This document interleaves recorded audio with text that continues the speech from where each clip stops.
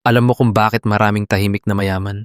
Hindi dahil madamot sila, kundi dahil alam nila kapag mas maraming taong nakakaalam na may pera ka, mas maraming problema ang lalapit sa'yo.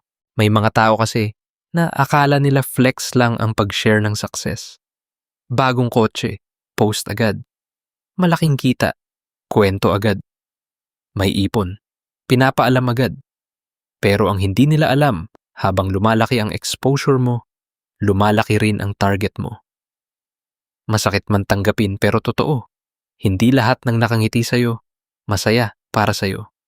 Kapag alam nilang may pera ka, may uutang, may manghihingi, may maiinggit, at may ibang quietly naghihintay lang na bumagsak ka. Tahimik ang tunay na stable. Kasi naiintindihan nila, money attracts attention, and attention attracts problems.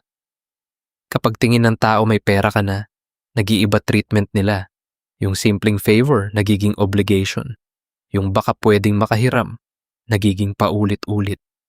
Yung dating natural na relationship, minsan nagiging transactional. At ang pinaka-dangerous, hindi mo agad mapapansin.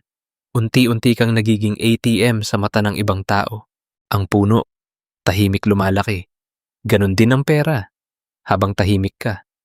Mas malinaw ka mag-isip, mas konti pressure, mas konti expectations, at mas safe pamilya mo. Hindi mo kailangan patunayan sa internet na successful ka. Ang tunay na success, peaceful ka. Hindi ka baon sa utang, may pagkain pamilya mo, at nakakatulog ka ng mahimbing. Kapag nasanay ka sa pag-flex, mapipilitan kang i-maintain ang image. Kahit hirap ka na, gagastos ka pa rin. Kahit di kailangan, bibili ka para may mai-post. At dyan nagsisimula masira finances ng maraming tao. Hindi dahil mahirap sila kumita, kundi dahil addicted sila sa validation. Hindi ko sinasabing mamuhay ka parang mahirap kahit meron ka. Ang point lang, protect your peace, protect your family, protect your future. Hindi lahat dapat alam ng ibang tao. Minsan, mas magandang tahimik lang.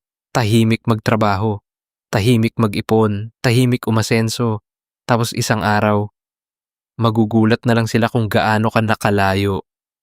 Kaya tandaan mo, hindi lahat ng mayaman, maingay. Pero karamihan ng tunay na mayaman, tahimik.